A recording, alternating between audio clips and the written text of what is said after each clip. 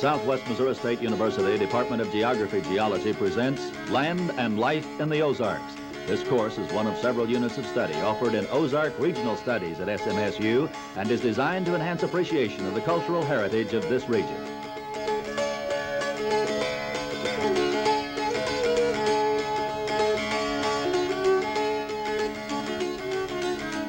The lecture today will continue with the discussion of the settlement of the Ozarks. Specifically, I want to talk about the French presence in the region, make a few points about their economy, and locate the specific settlements. Then we'll turn our attention to the American pioneer phase of settlement, continuing with the subject introduced by Dr. Flanders in the last lecture. I'll be locating the specific locations of those settlements. In order to talk about the French, we really need to go back fully 100 years prior to the period we were talking about in the last lecture, because the French did enter the Mississippi Valley in the 1600s. I think it might be well if we looked at a map of the United States to put this in perspective. So we can see on this map of the United States that the main focus of French settlement in the United States was by way of the St. Lawrence River and the Great Lakes system and tributary rivers such as the Ottawa River. The French were engaged in a lucrative fur trading business with the Indians, and it was by way of Green Bay and the Fox River, Lake Winnebago, and the Wisconsin River that Marquette and Joliet entered the Mississippi, came down the Mississippi, past the Ozarks and to the mouth of the Arkansas before they turned back after satisfying themselves that the Mississippi did flow to the Gulf of Mexico and not to the Pacific Ocean. Some 25 years later, or approximately a quarter of a century later, the French did settle in what later was known as the American Bottoms, an area south of St. Louis and down to about the mouth of the Kaskaskia River. This was below the Missouri River, below the Illinois River, and below the upper Mississippi, and above the Ohio. So it was a very strategic location as far as transportation was concerned. The order of settlement was the usual order of settlement. That is, first came the missionary, then the soldier, then the miner, and finally the farmer. Now, if we can look at a map of the specific settlements, I think this will help us to understand just where they settled. The first settlement in the American Bottoms was Cahokia, just south of, or just across the river really from St. Louis. It's established in 1699. If we come in very close with the camera, I think we can follow these names fairly well. The following year, the French established a settlement at Kaskaskia as a mission to the Kaskaskia Indians. So 1700 is the date on that, and this was always the most important settlement until it was eclipsed by St. Genevieve. There were a number of daughter settlements. Fort Chartres was settled in 1720, Prairie du Rocher in 1721, and St. Philip in 1723. The first, or the date for the settlement at St. Genevieve is usually given as 1735. This date is approximate, to be sure, because there are reports in some of the early French journals of the French being in the vicinity of St. Genevieve. The population of St. Genevieve then increased at the expense of Kaskaskia. St. Genevieve never was really a large settlement, but in fact, by the time of the Louisiana Purchase in 1803, it had a population of only about 800 people. But it did increase at the expense of Kaskaskia, particularly because of the troubled times connected with the French and Indian Wars and with the American Revolution. Well, what of the economy of the French? Primarily it was salt manufacturing, mining, farming, and trade. Salt manufacturing began around 1700. Salt was a prized commodity on the frontier because it was used in the preservation of foods. The salt was obtained from springs to the south of St. Genevieve. The original site of St. Genevieve was some 3 miles south of its present location. The original town was abandoned because of severe flood in 1785, which appears in the French journals as l'année de la grande eau, or the year of the great waters, and then it was moved to its present site along the bluff. In any case, they could boil down the weak brines in kettles and transport the salt by way of the rivers, selling it for $1.50 to $5 a bushel. And they traded this even with the Kentucky settlements. It was a lucrative trade, or reasonably so, up until about 1820, so over a century, and when transportation on the Mississippi made or brought it into competition with better quality salts. The lead mining in the Ozarks really began, although there were some preliminary smeltings. The real mining began in the 1720s under the sponsorship of Renault. Renault had a patent or commission from the Company of the West to explore the lead mines. And he brought miners and also some 500 slaves, it's reported, to the lead mines in 1719. And if we can go back to the poster for just a moment, I'll point out some of those locations where mining was established. Actually, Lamott fairly well explored this region and uncovered most of the surface deposits of what was to become the lead belt. Mine Lamott was opened in 1723. This was certainly the most lucrative mine in all because it remained in production for some 250 years, more or less in continuous production. The mines near Bonne Terre were opened in 1724, the following year, and the old mines then were opened up in 1725, the following year. Later, the mines Mines-à-Breton was opened in 1770. It later was renamed Potosi. So probably the French did not establish residences here or stay the year round. The mines were shallow, so they were easily dug and it could be done seasonally. The mining usually was done between August and December when the pits were dry and when it didn't interfere with agricultural work. Now, prospecting was mainly done in the Bonne Terre formations or in the Fredericktown soils above the Bonne Terre formation. Smelting was extremely crude. The French simply heaped the galena on top of piles of logs, let it melt down, and then recovered what they could. Moses Austin, who came to the area in 1798 and brought improved smelting techniques, maintained that the French methods allowed them only to recover, or to recover only about a third of the lead.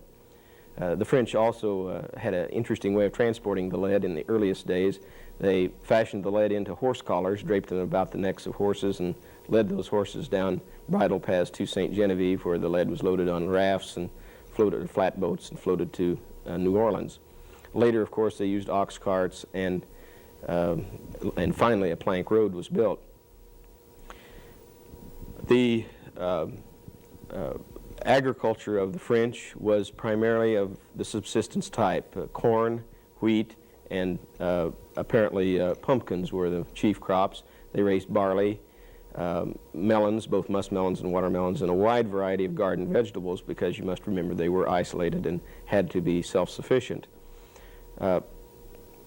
Generally, French agriculture was considered to be poor by American standards. The Americans who visited the French settlements considered the French to be lackadaisical farmers, and perhaps they were, partly because the soils were so rich and they really didn't have, it wasn't an export economy, so they could produce what they needed without working very hard at it. I think the most interesting thing about the French agriculture is the unusual settlement patterns that they established. They used a large common field up on the bluffs as a pasture for cattle and also for hogs. And then they cleared a large opening in the bottomlands below St. Genevieve, which they referred to as the Big Field. And it was subdivided in the typical French long lot system. if I could have the first slide then, we see a view of the site of the big field in, that is today, in the Mississippi Valley. It was, of course, alluvial, subject to flood, very fertile, and also subject to malaria.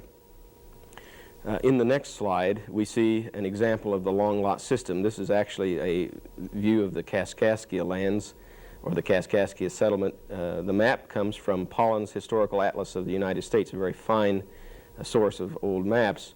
It shows the long lot system, which apparently was fixed in the French cultural baggage by the time they reached this point.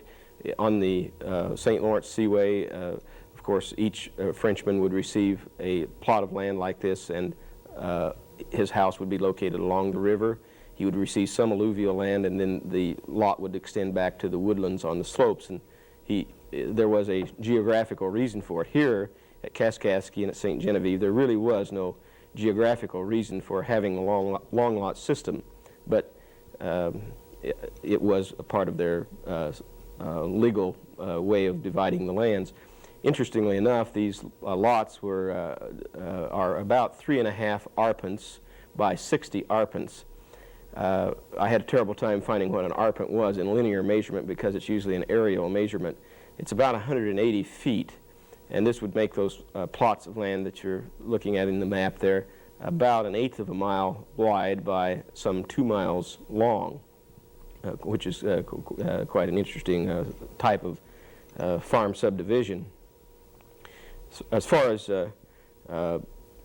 trade, the French at St. Genevieve were traders, of course, second only to St. Louis. The main commodities that they traded were, of course, the salt and also the lead, and to some extent wheat, and a small amount of flour was shipped to New Orleans, where most of the commodities were shipped, although they did trade with the Kentucky settlements and Tennessee settlements as well, and along the Ohio.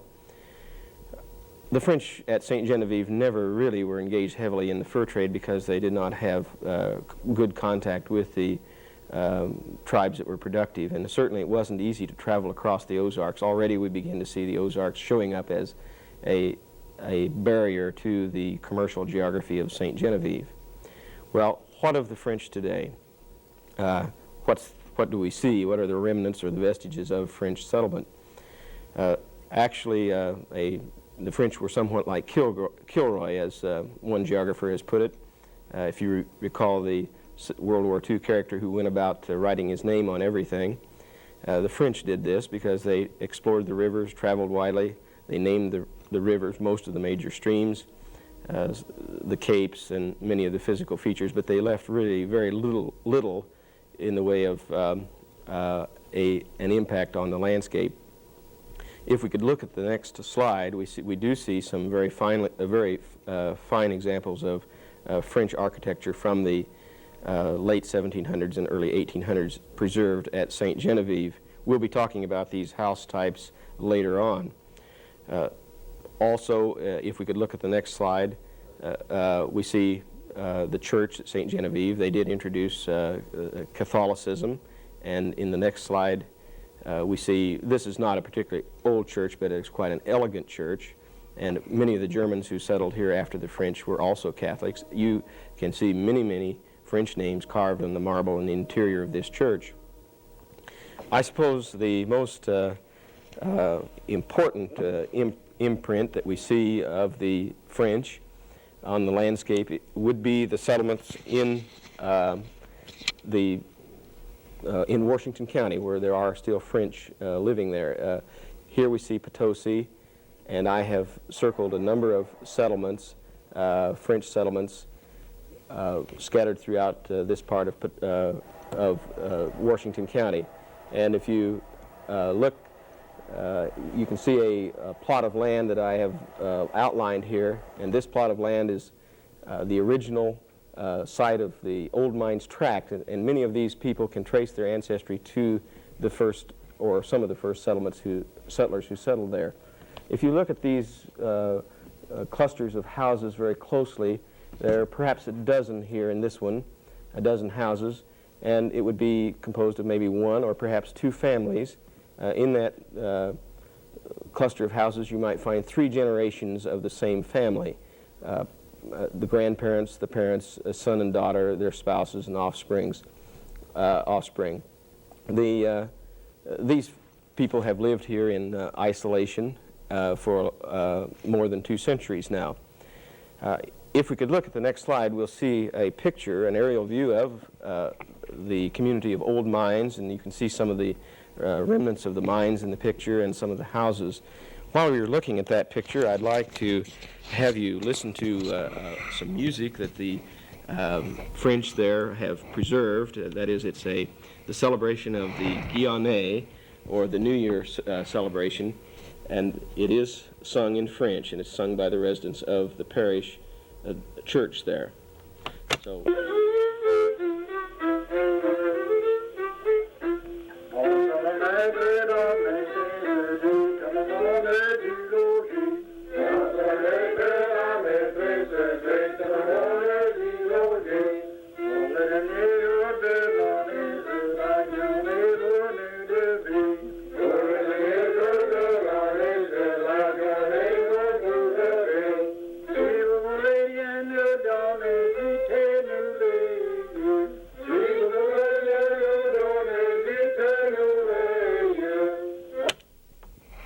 Well, the song goes on pretty much like that. The interesting thing, I think, is that that this was recorded in 1950, and it is still celebrated. Only the older people can speak French, and even they do not speak it normally.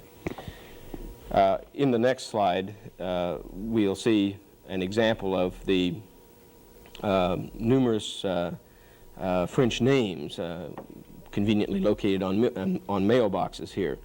But there are a number of old French names such as Thibault, Declus, Becket. Declus is a especially common name in this area. In the next slide, we see an example of an occupied log house.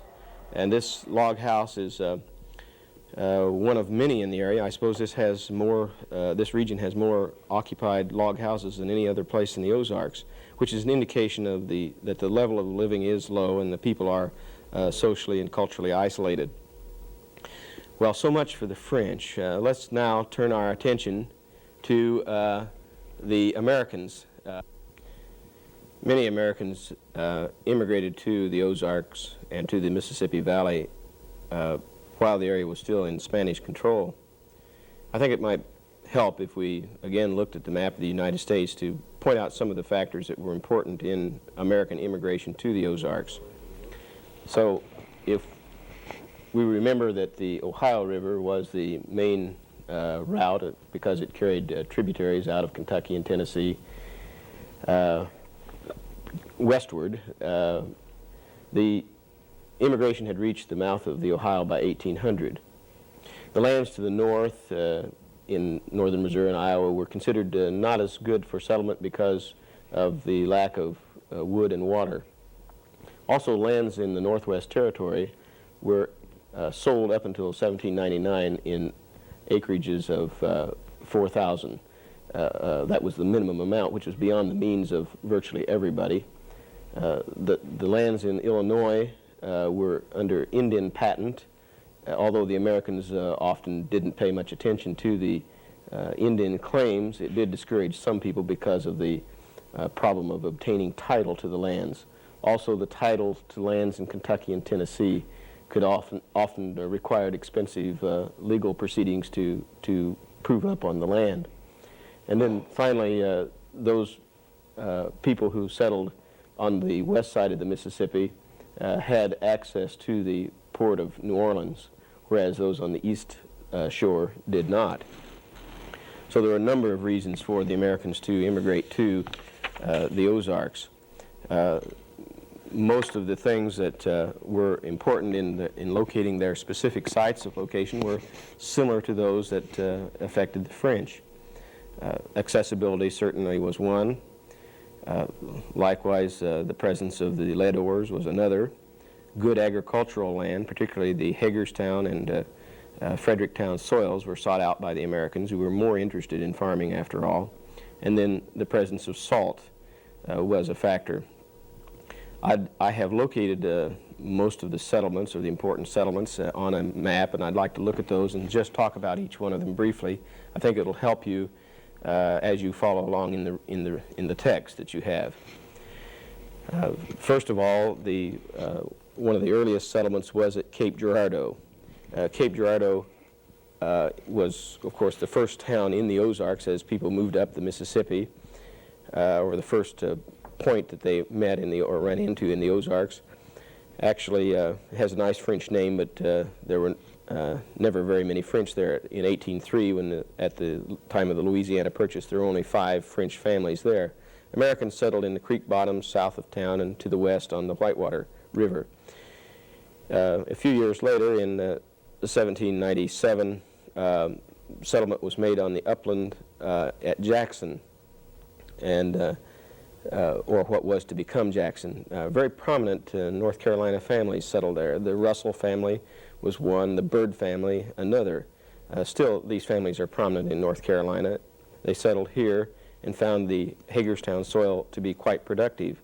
Later, settlements were made in the same year, I should say, the settlements were made by Tennesseans on Apple Creek, near the present site of Appleton City, and in the Brazeau Bottoms, also in Perry County. Another upland settlement was made by Kentuckians who settled on the Barrens. If you come in very close to the camera, I've written the name Barrens in here. It was a common name given to the prairie lands in Tennessee, and it was applied to this region as well.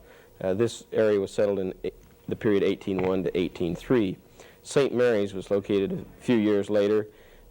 It was originally a port. The Mississippi is a capricious river, and it left St. Mary's high and dry. But for many years, it was the main port for the mines, or the lead that was shipped from Mine Lamont. Not too many Americans settled around St. Genevieve because it was fairly well settled by the French, although those Americans who were interested in commerce certainly selected St. Genevieve as a site of settlement. Many of the Americans were interested in the mines, and due to American prospecting, the period 1795 to 1803, in that period there were a number of mines opened in the Bonne Terre, Desloge, Flat River territory. Moses Austin acquired a large grant from the Spanish in 1798 at Mine à Breton, which was later renamed Potosi. Austin was also instrumental in the founding of Herculaneum on the Mississippi River, which is still the largest lead smelting site, and that was its original purpose. They used the high cliffs there, the bluffs, to drop lead through a sieve, and it would form droplets which would congeal before they hit the water, and these were known as shot towers. They could collect the lead then and sell it as shot. So many of the Americans then were engaged in mining. The reputation of the alluvial, or I should say the sedimentary basins of the St. Francis Mountains was fairly widely known, and the Bellevue Valley was settled in 1798. Towns of Caledonia and Bellevue were founded later. You may want to locate some of these on a highway map to orient yourself. Also, the Arcadia Valley was settled in the same year. And then Murphy's, which became Farmington in 1799, and Fredericton, which became, or St. Michael's, which became Fredericton in 1799. Offspring of the Jackson settlement was Greenville, which became the county seat of Wayne County. The Americans also entered the Missouri Valley very early. Boone settled at Fam Osage in St. Charles County in 1797. The Luther Island settlement in Montgomery County was made the following year, and Boone and his sons boiled salt in the Boone's Lick country in 1807. Booneville was founded as Cole's Fort in 1812, and Franklin in 1816. A whole host of towns then were established along the Missouri River down to the Luther Island settlements. Many of these towns were washed out by floods. There was a whole series of, or a period of town founding connected with the development of steam navigation on the Missouri River. Well, this gives you some idea of the location of the settlements, and I think it may be helpful to you as you read the text to be able to look at those places, or having looked at them on the map. It may help you in your reading, and as I say, it might help to locate those on a highway map yourself. Let's look at sort of a quick summary of the movement of people into the Ozarks through a series of slides.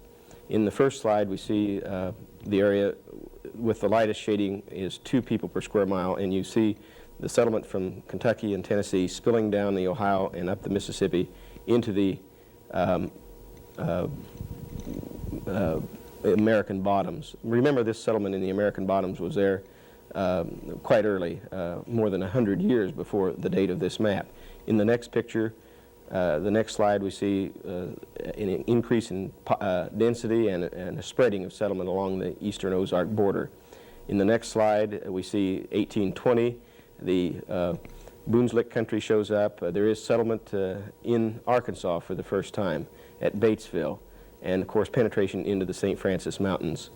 In the next slide, which is then for 1830, we begin to see that, or we see that the Boone's Lick country is very well settled, the eastern Ozark border well settled, Batesville in Arkansas, and also up into the vicinity of Fayetteville.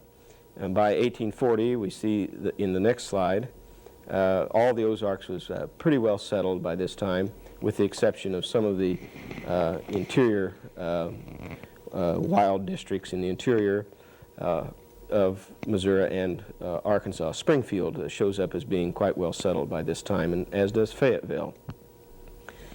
Finally then, in the next slide, we see both 1850 and 1860. 1850 doesn't show up well, but by 1860, all the Ozarks was had more than 2 people per square mile, so you could say that the area was fully settled by this time. The returns for Oklahoma do not show up because this was still reserved for the Indians. This then concludes the presentation on pioneer American and French settlement. For the next time, I'll be continuing with the discussion of settlement of the Ozarks, and I'll be talking about foreign immigrants, several foreign immigrants that came to the region, Indian occupants of the region, and black population. And I'll also be talking about some of the settlement ecology of the early or the pioneer phase of settlement. I'd be interested to know how many of you are watching the program who are not enrolled in the course, and if you'd like to drop me a line, we're sort of interested in finding out how many people have been watching the program either regularly or part-time. So if you'll just take the information from the end of the program and let me know, I would appreciate it.